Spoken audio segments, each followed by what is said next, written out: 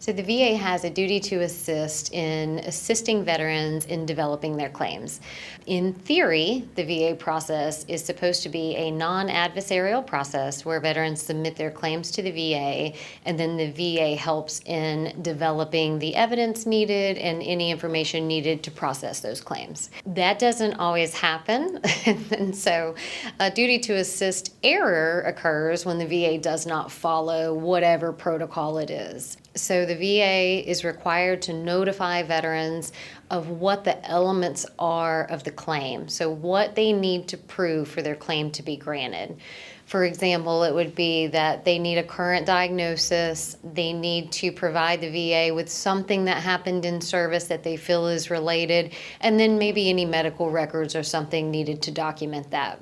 So you should get notice from the VA where they're outlining to you what evidence they're looking for in developing your claim. The next is actually a duty to assist in gathering that information. So at that point, the VA should be asking you, have you seen private medical doctors? Are you going to the VA? You can provide them that information, and they actually have a duty to reach out to the private doctors or hospitals and request those records for you. Also, they have a duty to request your service records, your service medical records, or anything that you advise them that you feel is related to your claim that would be considered government records. They don't always do this, and that is where we run into a lot of duty to assist errors. When you receive a duty to assist error, what is it that you have to do?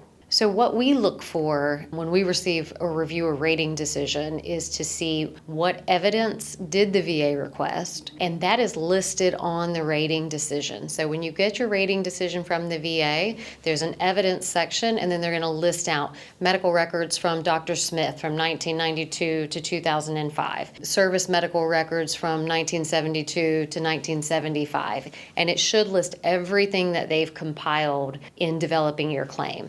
And so you want to look at that and see, is there something missing? Did they get my service records? Did they request those records from Dr. Smith that I told them about? Did all of that happen? And if it didn't, then you want to argue for a duty to assist error. I think the easiest way to do that is to file a higher level review and have a conference. Make sure you request a conference.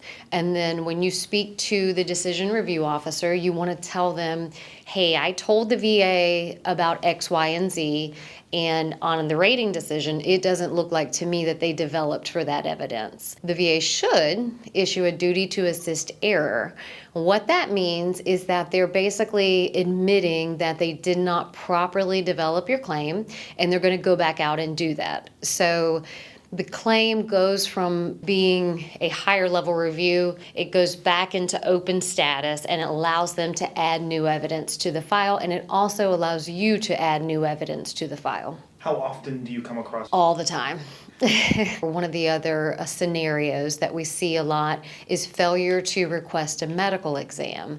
That is also part of the VA's obligation. Once the veteran provides a certain level of information, such as a diagnosis, an event, or injury in service, the VA is required to schedule them for an examination to get a potential medical opinion on that claim. If that doesn't happen, that is also something to argue for a duty to assist error. One thing that I would also just advise veterans on is, while you do want to hold the VA accountable for the development of the claim, you want to be your own advocate as well. So if you have the records, submit them. If you have the ability to get them without a lot of cost or headache on your part, get them and go ahead and submit them with your claim or while your claim is pending, and don't rely on the VA because it can take them a lot of time to get these records.